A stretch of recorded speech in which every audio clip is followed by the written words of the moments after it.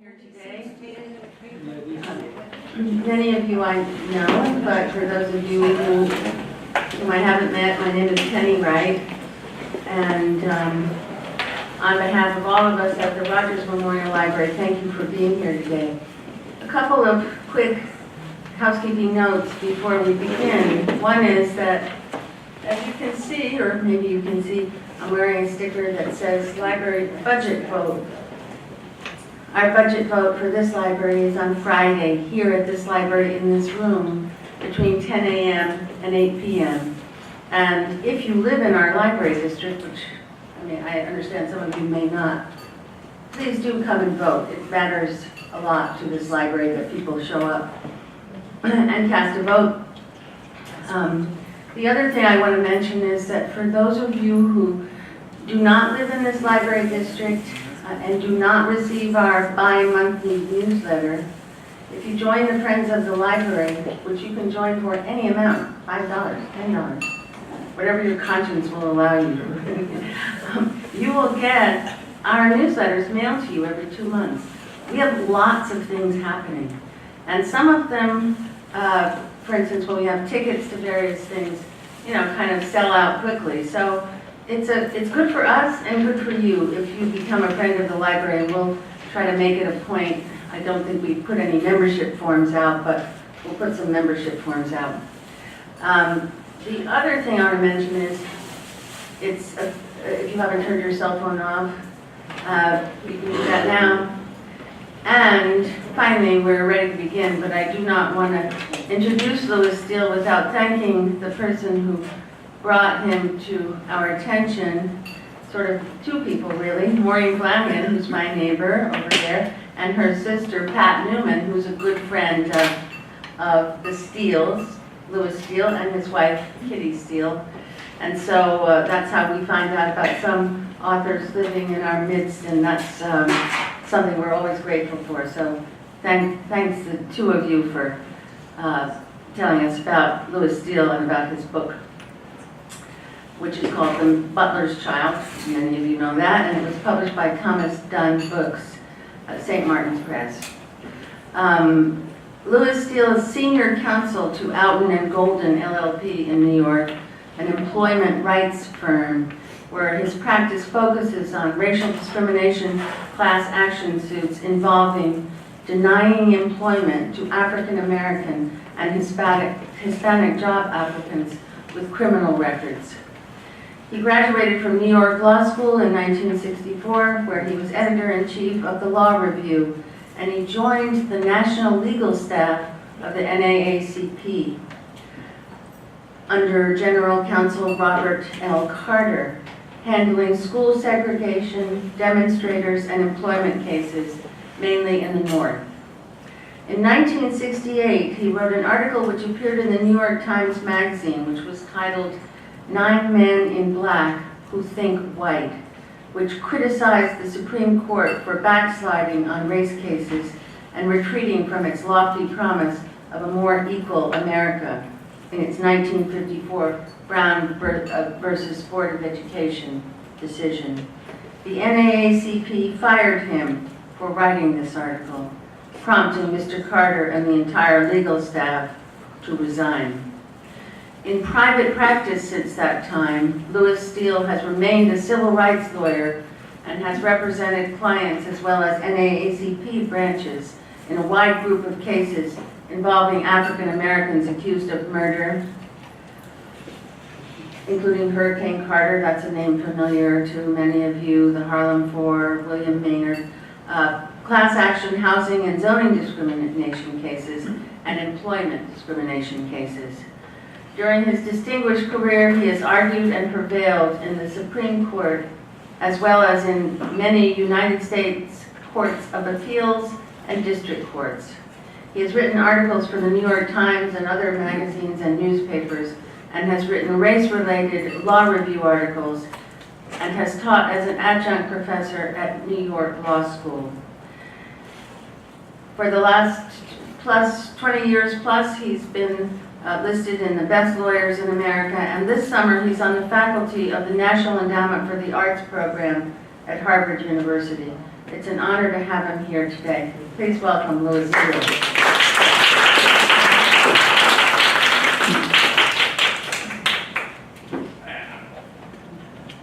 Bad leg.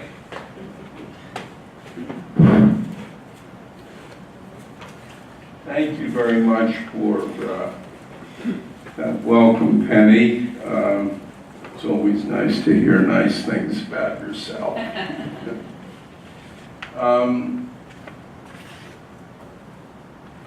When I work with young lawyers and when I try and plan my cases, I have a motto that I always say, and that's keep it simple. If you can keep it simple, people understand it. If it's complex, especially in court proceedings, very often people miss a whole lot that you want to say. So I'll try and keep this simple, although I've got 3 or 4 areas that I'd like to briefly cover. Let me start with how I became a lifelong civil rights lawyer.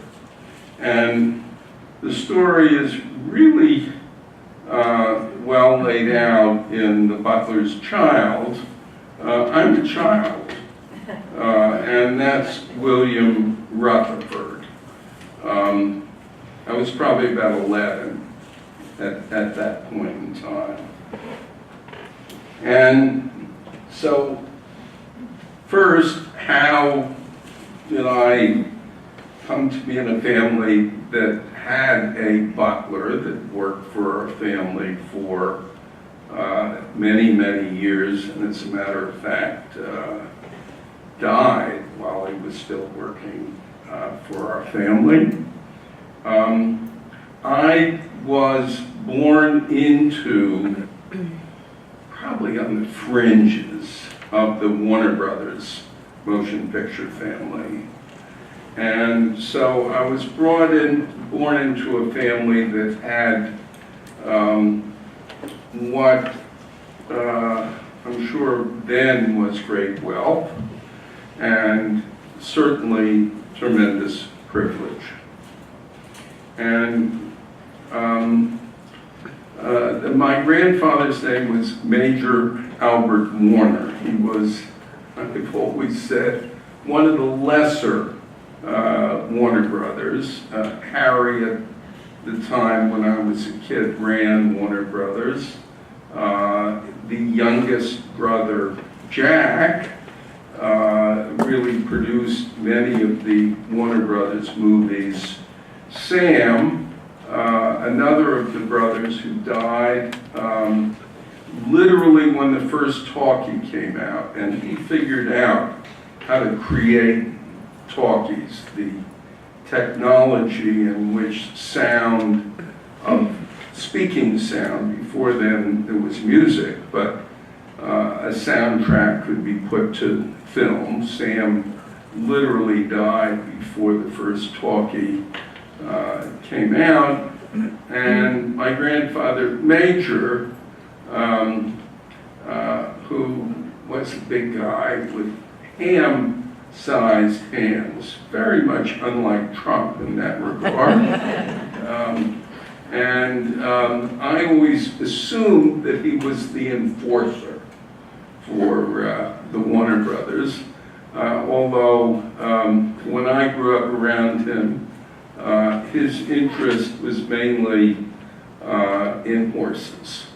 And so he, in the summer, rather than coming here, he'd go up to Saratoga, where they have apparently a nice horse season, and in the winter would go to Miami, where there were 2 tracks that he was, I suppose the word is, tied to. He was a nice guy. We got along well. He was actually my step-grandfather, although he had been married to my grandmother all of my life. so I viewed him as a real grandfather. And so I grew up in a family that had everything, including when I was maybe about 3 or 4 years old, a butler named William Rutherford, who came into the family's employment while my family, my father, my mother, my brother, and I, lived in a farm in Hendersonville, North Carolina, which is very, very close to Asheville. And so why were we down there? I've never quite figured it out, but what I've been told is that Major was worried that the Germans, the Nazis, were going to bomb New York, and what a wonderful thing to have a gentleman's farm in North Carolina in order to retreat to during the raids. So as a very young kid, I was living on that farm. My father hired William Rutherford to be, I guess, a man who took care of virtually everything, did the heavy lifting, and Bill took a liking to me, and I actually came to love him at a very young age. He went off, as did my father, into the service during World War II. My father said, look, send me a part of your salary, I'll put it in the savings account, I'll match it, and when you come back, if you want to, you come to work for us, and that's precisely what happened. So I was around Bill virtually his entire life. And my parents were, like many wealthy parents at that time, perhaps now, they traveled around a lot, and very often Bill was the parental figure that I related to and felt extraordinarily close to. So Bill gave me a nickname, called me Skippy, and I loved that. And I grew older, went away to, would you believe, military school in Indiana. Came back, he was still there. I went away to college, he was there. And at a certain point, he started to, instead of calling me Skippy, he started calling me Lewis. And our relationship was such that when I was in my grandparents' house, whether it was in Miami Beach or the Hampshire house in New York City, I spent as much time as I could in the back room where Bill and his wife Lorena lived, and hung out with them as much as I could. But as I got older and started thinking of my role in the family, I wanted to be a full-fledged member, so then I kind of spent much more time with them. And Bill grew up in the South. And in the South then, and maybe now, but certainly much more so probably then, African Americans were used to raising young white children. And that we're used to having a close relationship with those children, and then at a certain point in time, the white parents would, in effect, explicitly or implicitly tell the children they're inferior. They're not like us.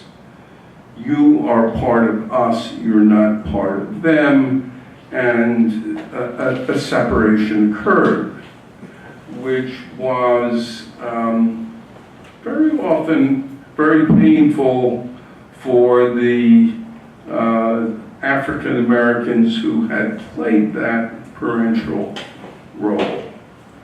And so to some extent, when I try and put this back together again, my sense was that Bill assumed that that would happen to us. I would grow into adulthood, I would become a young master, and he would be reduced to the role of servant.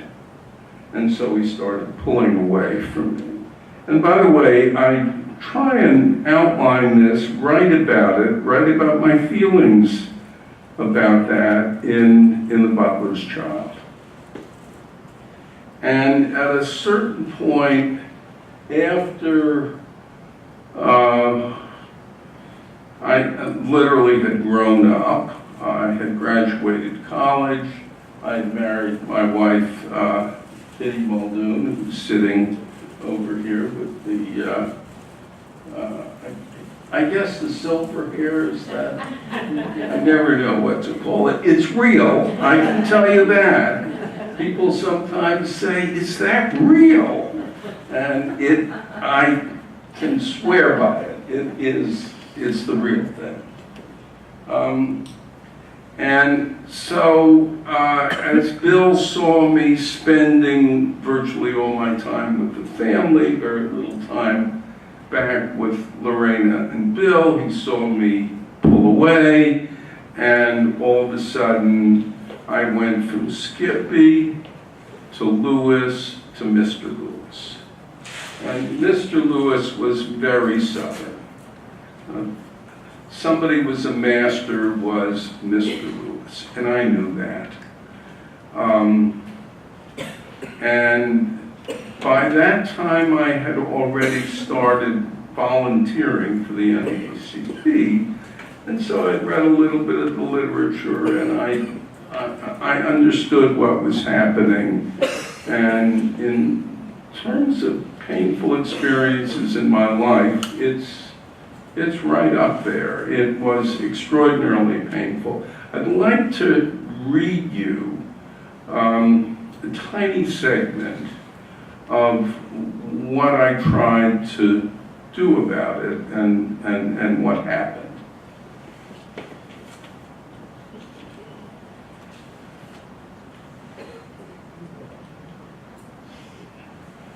So I think you can follow it from what I've just told you.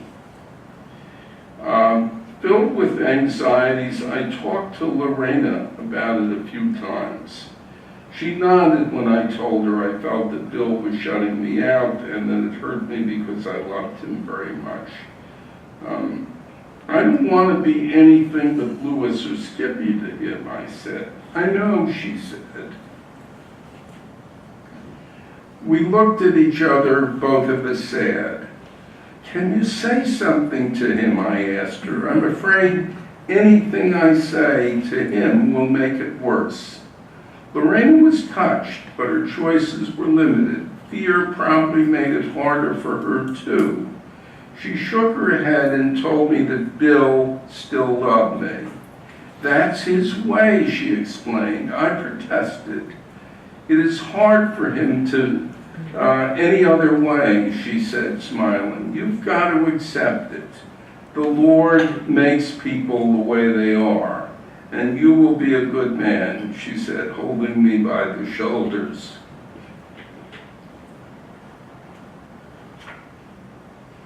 Just like Bill is a good man. It's amazing. After all these years, it still makes me cry. So, that should really explain, to some extent, why I became a civil rights lawyer. I grew up just as the civil rights revolution was in full flower.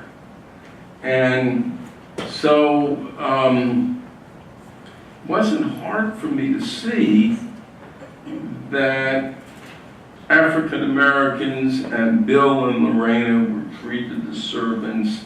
There was a pretense, of course, oh yeah, they're part of family, but everyone knew that wasn't so. And so after law school, I graduated at the top of my class in law school. I was editor-in-chief of the Law Review. I didn't want a regular job. I ended up volunteering for the NAACP and worked there 4 years and developed a very close relationship with the General Counsel, Robert Carter, who had won 21 out of 22 decisions in the United States Supreme Court. And for whatever reason, we bonded. And so, to some extent,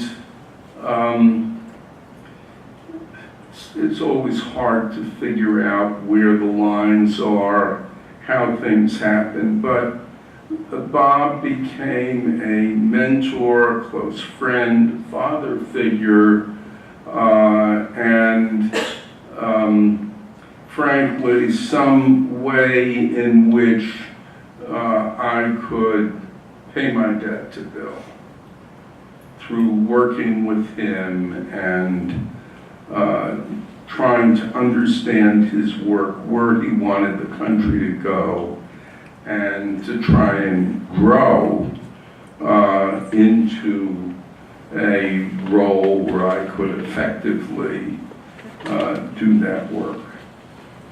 So, to some extent, this book is really a coming-of-age story, which ironically still goes on. I'm 80 years old. I'm still working as a civil rights lawyer. I'm still learning, and I still care just as much about it as I did over 50 years ago. So let me tell you a little bit about Robert Carter, another piece of this book. And the book is simple if you see it as a growing up story, a coming of age story. The complications are what occurred during that process.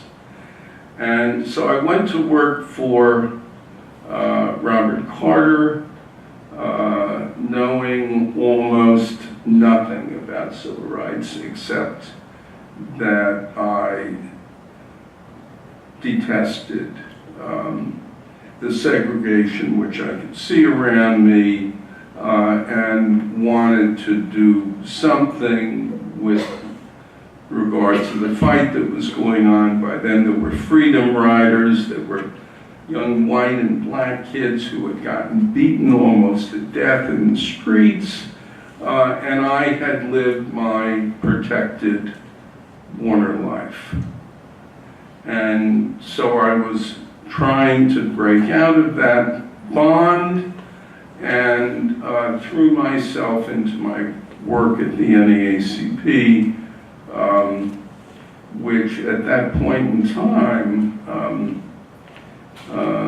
was a 24/7, day and night, endless struggle to both, on one level, represent our 1,800 branches, and by the way, our staff, that we had 1,800 branches, we had cases all over the country, and we had 4 lawyers, including Robert Carter. So part of what you see in this book is my being thrown into major cases in my 20s and desperately trying to learn the skills of a accomplished civil rights lawyer. And so I started as a volunteer in 1963. Bob got me a staff position in '64, and you may remember '68. '68 was that horrible, horrible year in which Martin Luther King Jr. was assassinated, and later on Bobby Kennedy was assassinated. And at that point in time, by the way, I was working for Eugene McCarthy. I took a leave of absence. I would have worked for Bobby, but Bobby held back and McCarthy was there, and I joined the McCarthy campaign and was in Los Angeles when he was assassinated. And then later on was in Chicago when Chicago blew up and the National Guard was called out, and life was chaotic, to say the least. And I came back and wrote a story which was published in the New York Times Magazine section called 9 Men in Black That Think White, that really took the Supreme Court to task for literally pulling back in most of the areas that it had pioneered some progress, and Brown, of course, was very meaningful progress, but court was pulling back. I wrote the article. Bob thought it was terrific. When the galleys came out, he rushed to the NAACP head of public relations and said, "Oh my God, this will show how militant my staff is." And Henry Moon, who was the head of public relations, ran the thing off. There were thousands of copies in his office. I thought like I was, I was 1968, I was 31 years old. I tried major cases. I had won some of them, I had lost some of them, but I was certainly at 31 a senior, accomplished civil rights lawyer who had just written this major article for the New York Times. And so I was pretty happy with myself, even though the world around me was in chaos. Bob and I had lunch the Monday after the piece was in the New York Times. He said, "Oh, I've got to go over to the Hilton Hotel. There's a semi-annual board meeting. I got to see what those old," and he probably used a curse word, "are up to." And I go back to the office, and there's a little note on my chair from a friend of mine in PR. It said, "Louis, you've been fired." Well, I thought that was a joke, I mean, here I am riding high with this article, and then about 10 minutes later, Bob calls me up and says, "The board's just fired you, but don't worry about it. I'll get it overturned. Meet you back in the office at the end of the day." And of course, he didn't get it overturned. The reality, and I talk about that in the book too, is there was a major conflict going on within the NAACP between what were called the Old Guard and the Young Turks. And Bob was a Young Turk, and the legal staff were Young Turks, and Roy Wilkins was a fixture in the Old Guard. And so by firing me, especially without even consulting with my boss, Wilkins clearly was aiming at Carter. So when I didn't get reinstated, he and the whole legal staff resigned in protest. One tiny little bit about that. About 5 years ago, I was given some little honor at the New York Law Review annual dinner, and made a little speech and tried to figure out what I was going to say. And half the time when I try and figure out what I'm going to say, I don't write it down, so I never know what's going to come out of my mouth. So I ended up saying to laughter, I said, boy, I was lucky they fired me, and lucky that, and by the way, when I was fired, establishment law firms, establishment law schools would have no part of me. It's like I had stepped over a line by attacking the great God, Supreme Court of the United States. And so ended up banding together with some progressive lawyers, I guess some people would call them radicals, and went into progressive law practice at that point, and I've done that all my life. And so I said to the group, boy, I was lucky I was fired, because otherwise, who knows what happened. I maybe would have become a law professor teaching torts or contracts, or doing what law professors do. Not that I'm putting them down. There's some wonderful, terrific law professors who've done great work, but being out in the trenches and the front lines for my entire life has led me to the point where, when I'm 80 years old, I would say I wouldn't change a minute of my life. The book will tell you about some of the cases, and I try and tell those stories in a way where they're not, oh, this happened and that happened, the other thing, and the judge said this, and blah, blah, blah, and so testified. A bore. I try to tell those stories in a way to get to the emotional context and the human context underneath that type of thing, which is very real. I mean, you'll see in two of my murder trials, both of which led to convictions which high courts eventually threw out for really heinous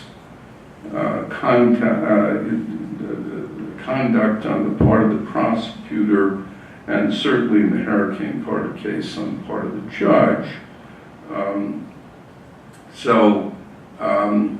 Somehow I was able to integrate those emotional feelings with the reality of what any trial is about, and the so-called intellectualism of the law, which controls how judges, in theory, should rule in these trials. And virtually, in the major trials, which I discussed, we won those trials eventually.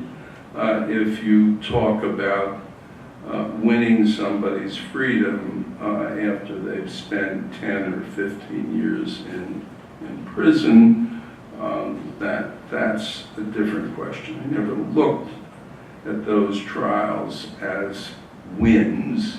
I looked at those trials as finally figuring out how, very often with a team of other lawyers, to get the court system to face up to the reality of what happened in those cases. That's another area that the book explores. The book also explores a third area, and this goes back to family and emotion and feeling. And the reality is, most of the time, when I was doing this work, my head was split. I was living in two worlds. And so I can give you one example out of the book in a different context. South Bend in Indiana. A terrible school that God knows when it was built. It was a fire trap. A ceiling fell down and almost killed the kids in the classroom, except that day they fortunately were not in the classroom. And so they were saved, but then the issue was, would this school reopen? And the school was a fire trap. It was on double section.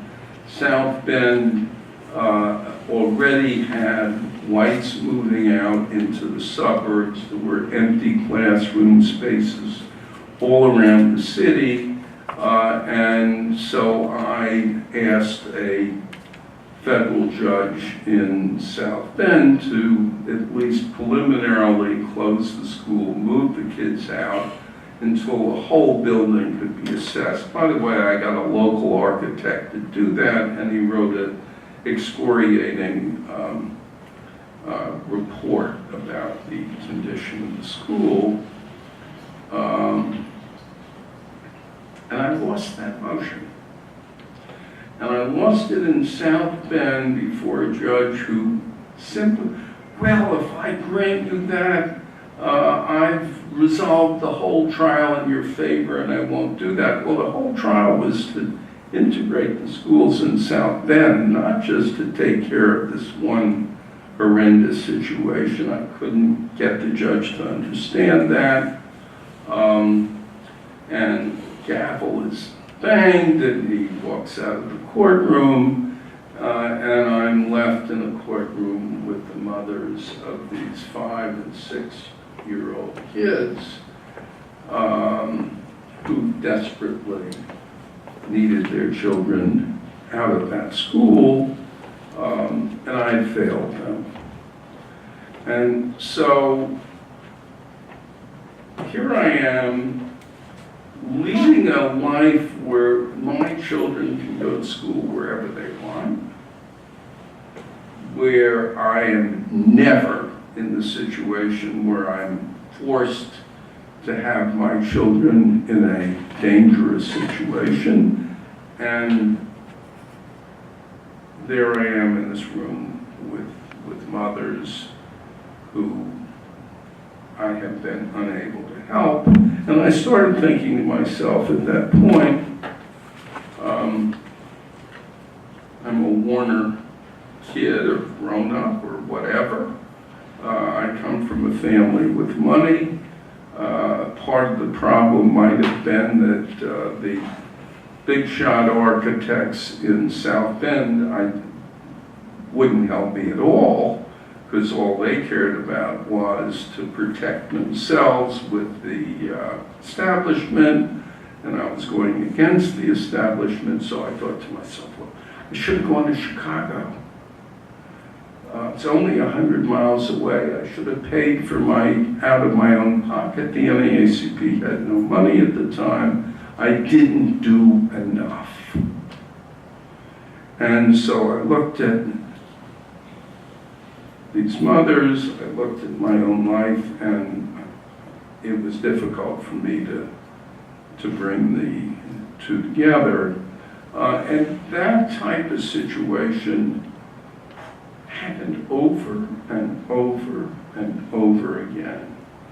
And so I'll read you another tiny piece as to how that played out to a small extent down the road in Bridgehampton. And I'm down there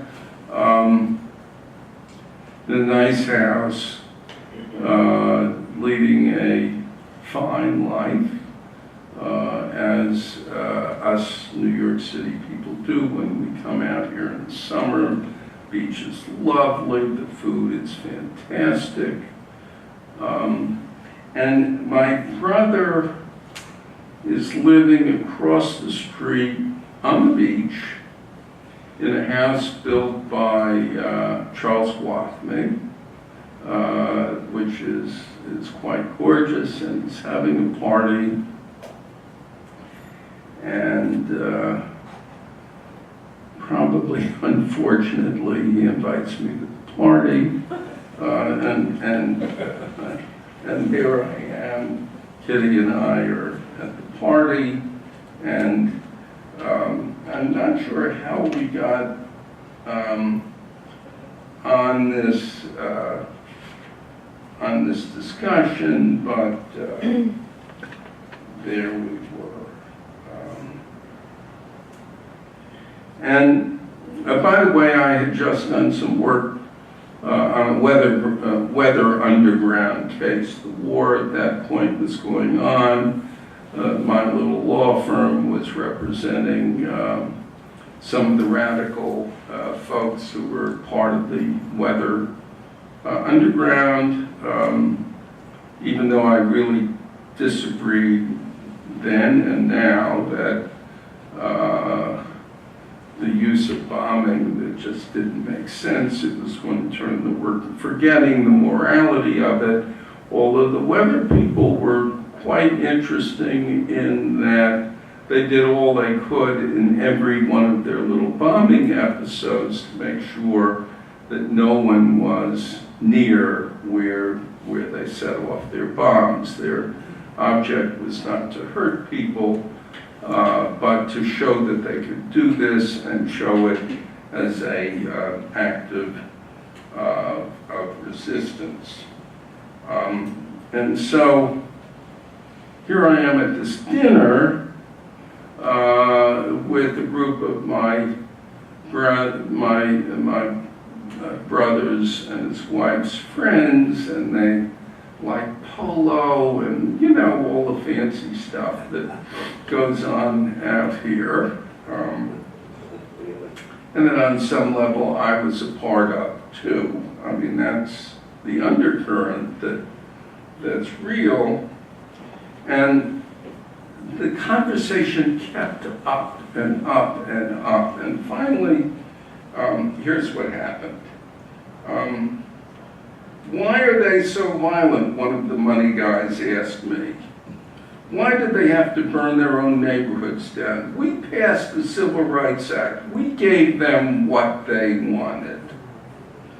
The more I said by way of answering the questions that came at me, like the mosquitoes out there on a windless night, the more others turned on me, and then all of a sudden I was the enemy.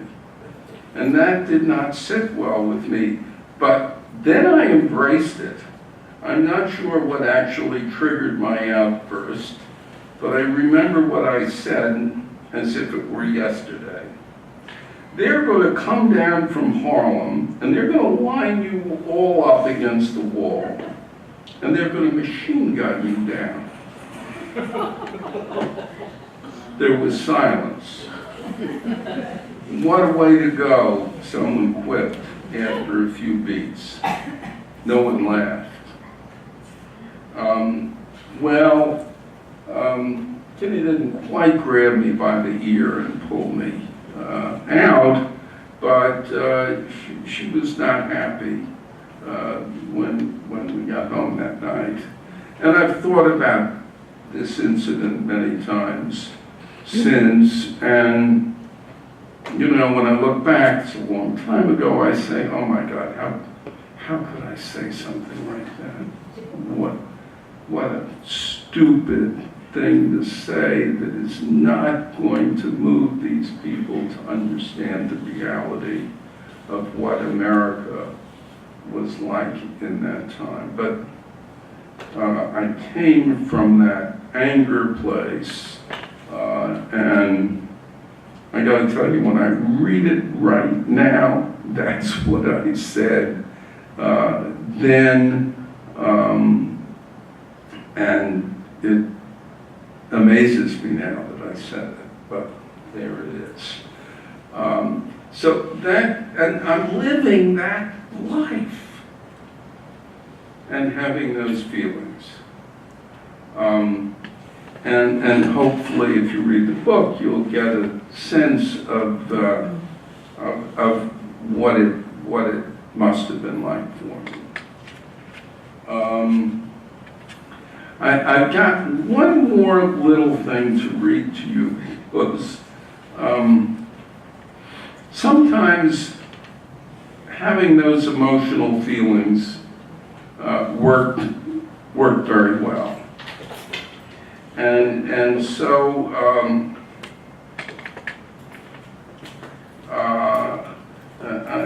I did a series of trials in which the object was to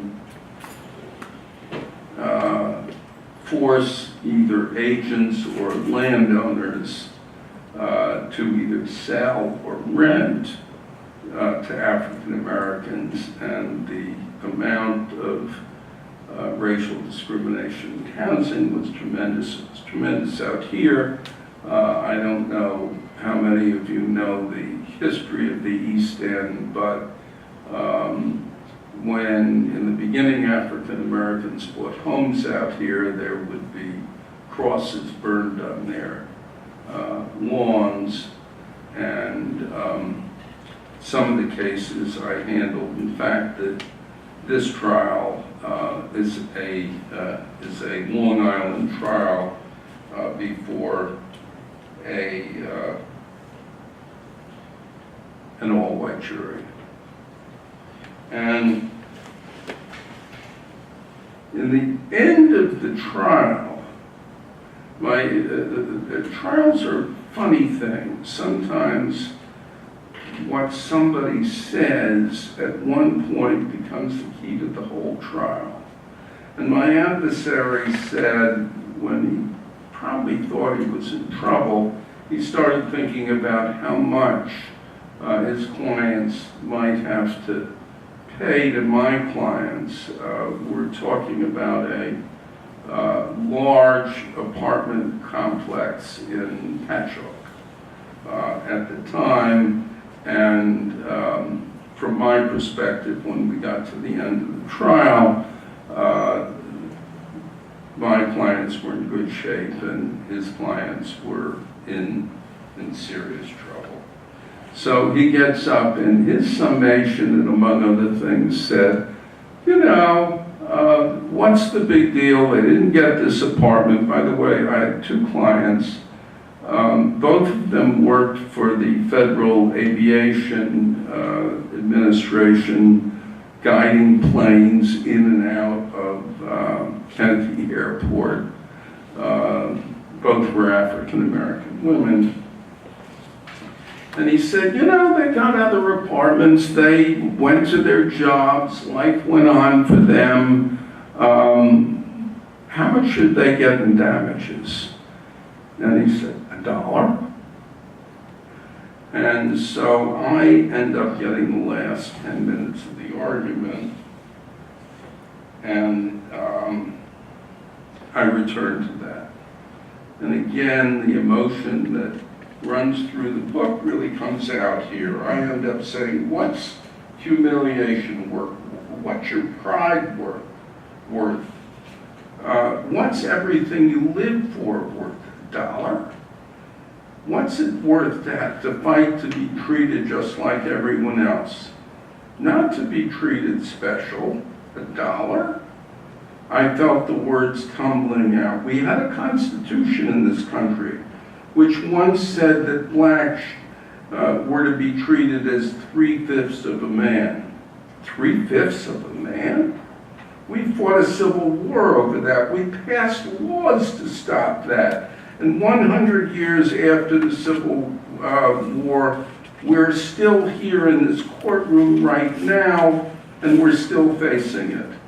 For how many years are juries going to have to sit in a box like you're sitting and listen to this case or cases like it? Can't we get our history behind us? Can't we say blacks are 5/5 of a man? And can't we stop companies like Rotundi Realty from saying, no, they are not? We've got to stop it, ladies and gentlemen of the jury. We've got to stop it here. We've got to stop it now. I ask you to stop it. The jury came back shortly with the highest level of damages in any private housing discrimination case up until then. So emotion works sometimes. And you'll see emotion in the Hurricane Carter case, and you'll see it in the Maynard case. So partly I did integrate at least that emotional pull and feeling into my work, and you'll see it. You'll see it in the book. My problem is I could go on for a long time. It's my life. So I won't do that. I'd like to just raise a couple questions maybe that you'd be interested in. We're sitting here now. Where are we in all this, and what can we do about it? So, yeah, you'll read that we won some cases, we lost some cases, we engaged in endless courtroom battles, and here we are, our schools by and large are, and I'm talking about the North, but it's true to the South, true in the South too, our schools are just as segregated as they always were. Our housing is just as segregated.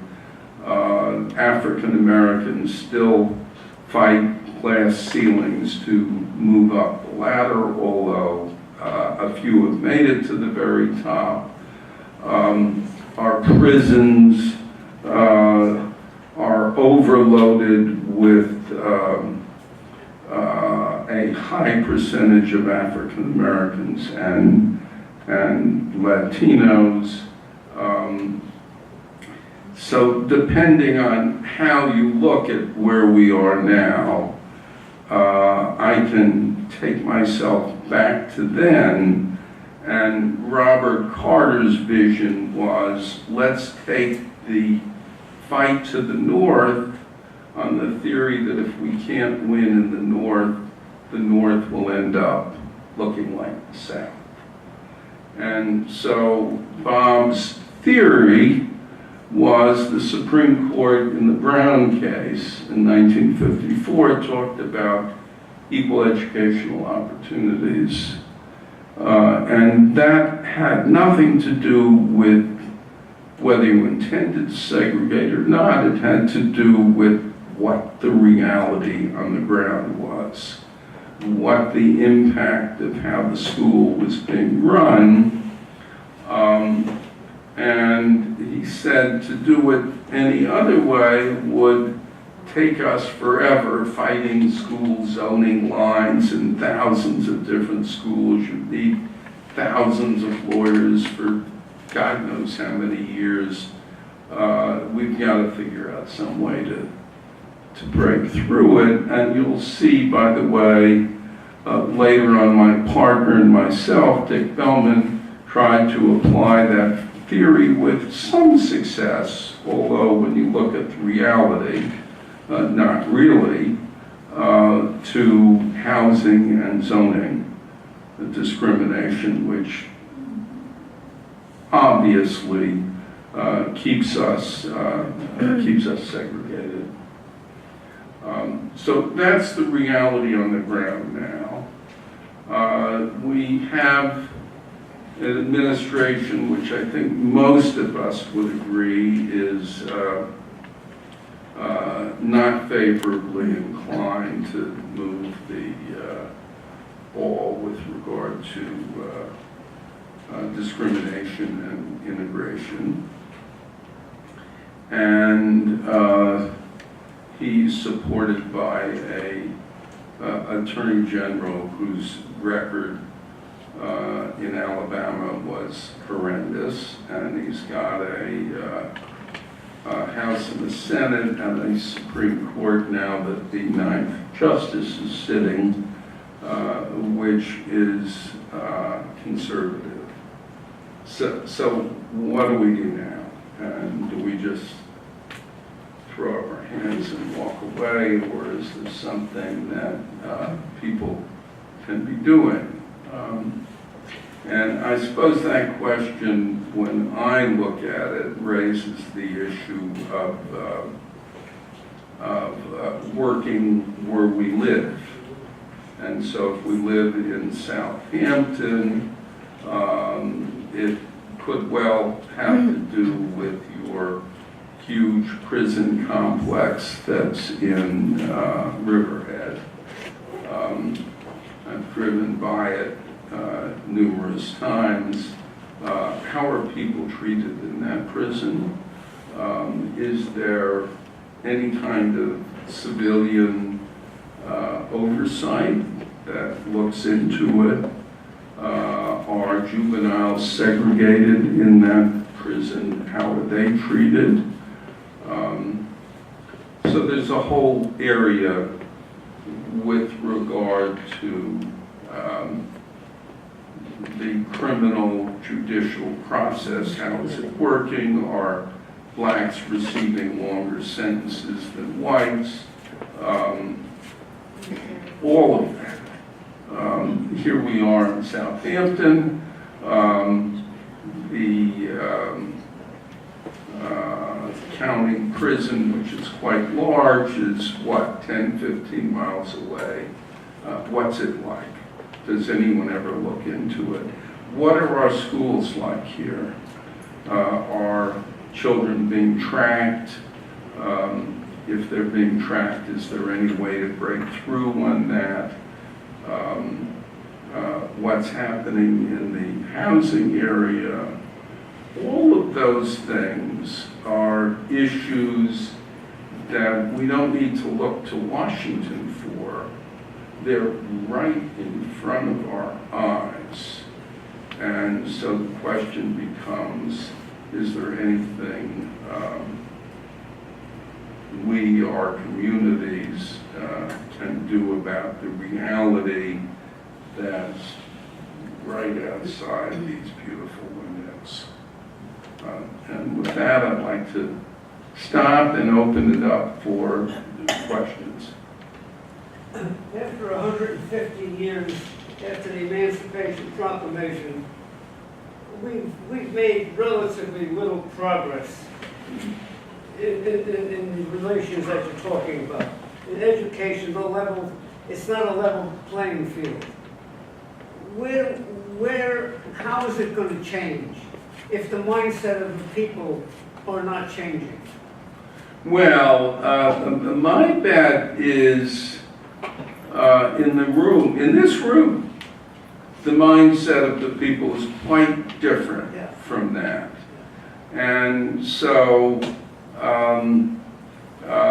we've got prisons here, we've got school boards here, we have zoning authorities here, we have lots of government here. And that government is within reach. It's not like either the government in Washington, which is really far away, and even Albany's pretty damn far away. So that's the question, and I'm wondering whether people in the room have thought about that question, have thought about whether there's any role for the citizenship of Southampton to exercise their oversight into what's going on. We're in a smaller world here, and if we can't effectuate the large world out there, maybe we can start at home. Yeah. I'd like to add to that, in that we really are a very small year-round community. We explode these summer months. So our voice locally is really, really big. And we can go to town board meetings, we can go to village meetings. There are times for open comments. And you can have a point of view and share that with our elected officials. Get involved, get on committees. You know, I was president of League of Women Voters out here for 6 years. Join an organization like that or a Citizens Action Committee. There's a lot we can do. And, you know, we've had elections where people have won by 2 or 3 votes. So we really do have, each person has a really big voice. And personally, I'm focusing locally because I feel I can make a difference. Statewide and nationally, it's just too big. So I would just encourage all of us to get involved. Couldn't agree more. How about one more question? Because Right here. yeah. Louis, I noticed that you were giving this talk yesterday, you came to the library, so that you were speaking, and I met you and your lovely wife, she's, I don't know, over a year ago. And you were talking about this book you were writing and so on. And I got the book, I read it, and it was just an incredible book. A very personal book, and issues that concern me, and I just want to thank you for it. If anybody hasn't read this book, it's amazing what this man has done, and especially your work in the South, because I did business in Mississippi and Alabama for years, and I knew the mentality of these people. I mean, people that own very, very wealthy people that own poultry companies and food companies. And, you know, as far as segregated schools down there, when it finally went away, all that happened was these white people just formed their own schools, you know that. Right. So, you know, you can pass all the laws in the world, and it doesn't matter, they circumvent it by having, setting up their own schools, and I don't know where to begin. I mean, it's just an incredible story what you did at Attica. Your love for these African Americans that took care of you as a child, and I could go on and on. I mean, it's just thank you. Well, thank you.